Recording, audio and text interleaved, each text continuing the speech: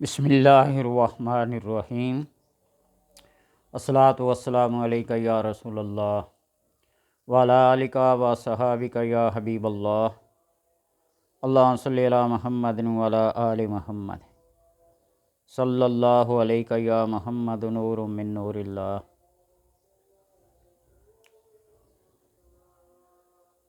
امید ہے سب کی عید، روزے، عبادات بخیر و عافیت گزرے ہوں گے۔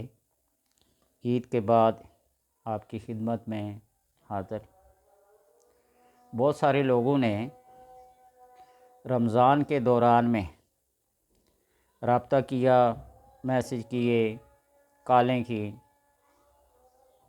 کہ کوئی ایسا عمل بتلا دیجئے جو ہم کر سکیں۔ تو میں معذرت کے ساتھ یہ بات کہتا ہوں کہ جب تک کسی بندے کو کسی علم کا اصول، بنیاد، شرائط اور قواعد کا پتہ نہیں تو وہ صرف پڑھائی کر سکتا ہے، پڑھ سکتا ہے، اس کا فائدہ کوئی نہیں۔ ہر چیز کی ایک شرط ہوتی ہے، بنیاد ہوتی ہے۔ یہ جو رمضان کا مہینہ ہے، حج کا مہینہ ہے، رجب کا مہینہ ہے، اس میں کوئی چلہ، کوئی وظیفہ کسی مقصد کے لیے، ثواب کی خاطر کوئی وقت مقرر نہیں۔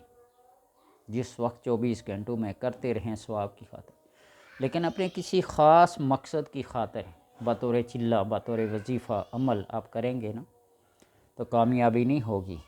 لوگ اپنا یہ بینیفٹ سمجھ کے نا کہ چلو اعتکاف بھی بیٹھ جائیں گے، رمضان بھی ہے، تہجد بھی ہے، سب کچھ بھی ہے اور یہ ساتھ ہیں۔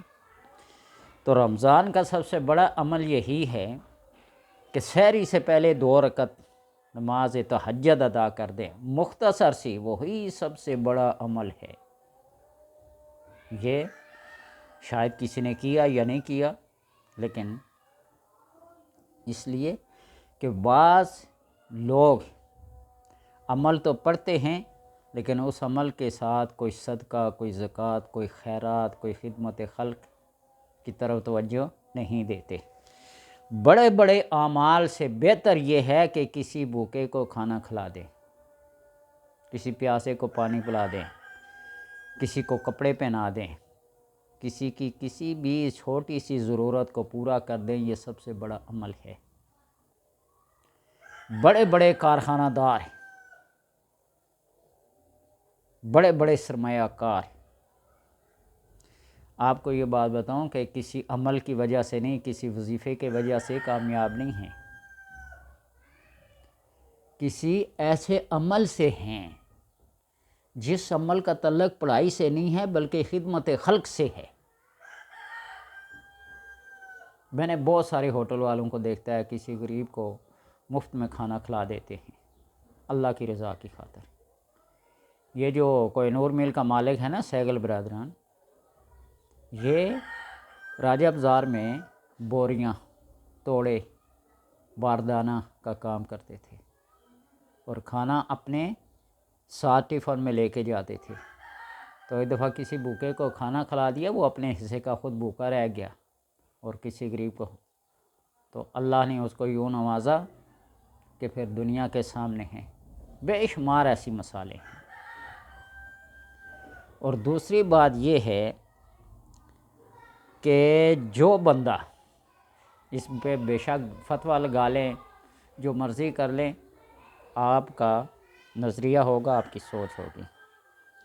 ہم جو ٹیکس ادا کرتے ہیں نا، جس شہر میں، جس بازار میں ٹیکس لیا جاتا ہے، دیا جاتا ہے، وہاں کے لوگوں کی نمازیں اور عبادات اللہ کی بارگاہ میں قبول نہیں ہوتی۔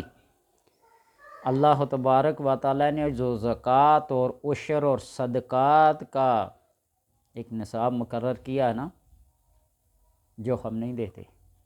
کتنے لوگ ہیں رمضان کے دوران میں جب زکوٰۃ کی کٹوتی ہوتی ہے تو وہ اپنے پیسے نکلوا لیتے ہیں، اور بعض مسالک ایسے ہیں جو زکوٰۃ کو ضروری نہیں سمجھتے۔ تو اس لیے یہ ٹیکس جس گاؤں سے، جس بازار سے، جس شہر سے، جس قوم سے، جس امت سے لیا جاتا ہے، ان کی دعائیں عبادات قبول نہیں ہوتی، تو آپ دیکھ لیں۔ اور مجدد الفسانی نے لکھا اعمالکم امالکم، تمہارے جو حکمران ہیں وہی تمہارے اعمال ہیں۔ قوم کے جیسے اعمال ہوں گے نا ویسے ہی ان کے حکمران ہوں گے، اور حکمران شے خرچیوں میں مصروف ہیں، ہمیں کفایت شاری کا حکم دیتے ہیں اور خود شاہ خرچیوں میں، فضول خرچیوں میں مصروف ہیں۔ بجلی کو دیکھیے، گیس کو دیکھیے، پیٹرول، تیل، ڈیزل کو دیکھیے، یہ میرا موضوع نہیں ہے اور نہ ہی میں ان چیزوں کو چھیڑتا ہوں، لیکن ان کے اثرات ہماری عبادات پہ، ہماری ریاضت پہ، ہمارے ذہن اور ہمارے دلوں پہ اس کے اثرات پڑتے ہیں، کوئی اس کو مانے یا نہ مانے۔ انسان اسی فکر میں ہوتا ہے، اور جو تسبیح چل رہی ہوتی ہے نا وہ صرف زبان ہل رہی ہوتی ہے، اس کا اثر نہ دل پہ ہوتا ہے نہ دماغ پہ ہوتا ہے۔ تو اس لیے نبی اکرم صلی اللہ علیہ وسلم کے پاس ایک شخص ہے نا 25 سوالات لے کر، ان میں سے ایک سوال یہ تھا کہ میں دنیا کا سب سے امیر ترین انسان بن جاؤں، تو آپ صلی اللہ علیہ وسلم نے فرمایا کہ کفایت شاری، قناعت اختیار کرو، سب سے بڑے انسان بن جاؤ گے، اپنی خواہشات کو کم کر دو، سب سے بڑے انسان بن جاؤ گے، سب سے امیر انسان بن جاؤ گے۔ تو اس لیے کسی بھی عمل کی بنیادی شرائط کو دیکھ لیا کریں تو پھر اس عمل کو کریں۔ اعمال کے دوران میں خدمت خلق جو ہوتی ہے نا، دوسروں کی خدمت کرنا، رشتہ داروں کو، پڑوسیوں کو اور عام پبلک کو اپنے جیسا انسان سمجھنا۔ تونسا شریف پیر پٹھان رحمۃ اللہ تعالیٰ کے پاس ایک سوٹڈ بوٹڈ بندہ آیا، لنگر پہ کھانا شانا کھایا، حضرت سے ملاقات ہوئی، تو اس نے کہا کہ حضرت کوئی نصیحت، کوئی وصیت کیجیے۔ تو انہوں نے فرمایا کہ اللہ کو اپنے سے بہتر سمجھو یا اپنے جیسا سمجھو۔ میں نے کہا یہ کیا ہے؟ کون بندہ اللہ کو اپنے سے بہتر نہیں سمجھتا؟ اپنے جیسا سمجھنے کیا مطلب ہے؟ میں نے کہا اچھا ٹھیک ہے۔ قصہ مختصر کہ وہ جانے کے لیے تیار ہوا، لیکن ٹائم ایسا ہوا کہ مغرب عشاء کا وقت ہو گیا، رات وہیں گزارنی پڑی۔ حضرت کی جو نظریں تھیں نا وہ بڑی دور اندیش اور دور رس تھیں۔ صاحب کشف، صاحب الہام لوگ ہوتے ہیں۔ لنگر کے خدام کو کہا کہ اس کو صبح دیسی گھی، دیسی مرغ، انڈے، مرغن قسم کا ناشتہ اس کو کراؤ، اور اس کے ساتھ تھوڑی سی رات کی بچی ہوئی روٹی اور باسی دال جو رات کی بچی ہوئی نا وہ بھی رکھ دو۔ صبح جب ناشتے پہ وہ بیٹھا، اس کے سامنے مرغن قسم کی غذائیں رکھی گئی اور رات کی بچی ہوئی دال روٹی بھی رکھی گئی۔ اتفاق سے نہیں بلکہ حقیقت یا اس کی آزمائش کے لیے ایک فقیر نے آواز لگائی اللہ کے نام پہ کچھ کھانے کو دو۔ 2-3 آوازیں لگائی تو اس نے وہ باسی دال روٹی اس فقیر کو دے دی۔ ناشتہ خود کیا، ڈکار مارے، پھر حضرت کے پاس حاضر ہوئے کہ حضرت کو وصیت کیجیے مجھے۔ تو آپ نے فرمایا کہ اللہ کو اپنے سے بہتر سمجھو یا اپنے جیسا سمجھو۔ اس نے کہا اس بات کا کیا مطلب، میں سمجھ نہیں پا رہا ہے، اللہ کو اپنے سے بہتر کون نہیں سمجھتا؟ اس نے کہا جاؤ میاں، تم نے تو اللہ کو اپنے جیسا بھی نہیں سمجھا تو اپنے سے بہتر کیا سمجھتا تم؟ اس نے کہا کیا مطلب آپ کا؟ نے کہا کہ جب تو ناشتہ کر رہا تھا تو اس فقیر نے آواز لگائی، تبل خود مرغن قسم کی غذائیں کھا کر وہ رات کی بچی ہوئی روٹی باسی دال اسے دے دی، یہ تو خود کھا لیتا اور وہ انڈے پراٹھے مرغ دیسی وہ اس فقیر کو دے دیتے، تو پھر تو اللہ کو اپنے سے بہتر سمجھتا، تو نے تو اللہ کو اپنے جیسا بھی نہیں سمجھا،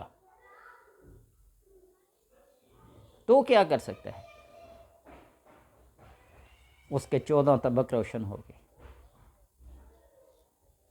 بعض بندے علمی لحاظ سے بڑے بڑے عالموں کو کوئی سمجھتے نہیں ہیں، جن میں سے میں بھی ایک ہوں، استغفر اللہ لا حول ولا قوت، سمجھے؟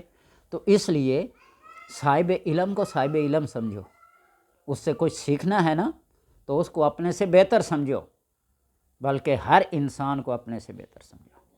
تو آپ صلی اللہ علیہ وسلم کا صاحبان علم اور قرآن کے کاریوں کے لیے یہ حکم، خیرکم من تعلم القرآن، خیرکم من تعلم القرآن وعلمہ، تم میں سے بہتر وہ ہے جو قرآن پڑھے اور پڑھائے۔ تو ہم ان کو کیا سمجھتے ہیں؟ تو اس لیے بات لمبی ہو جاتی ہے، اپنے آپ کو عاجزی اور انکساری میں رکھ کر ڈٹ کر کھڑے ہو جائیں مظالم اور ظالم کے خلاف۔ جب تک ایک نہیں بنیں گے نا تو اس وقت تک بات نہیں بنے گی۔ اللہ تبارک و تعالیٰ سمجھ دے، عمل کی توفیق دے۔ اس چھوٹی سی بات کو سمجھ لے کہ خدمت خلق بہت بڑا عمل ہے، بہت بڑا عمل ہے، اس کو اپنائیں۔ تسبیح چلتی رہے گی، ذکر و اذکار، وظائف و عملیات چلتے رہیں گے، لیکن جو خدمت خلق ہے نا وہ سب سے بڑا عمل ہے۔ اللہ تبارک و تعالیٰ توفیق دے۔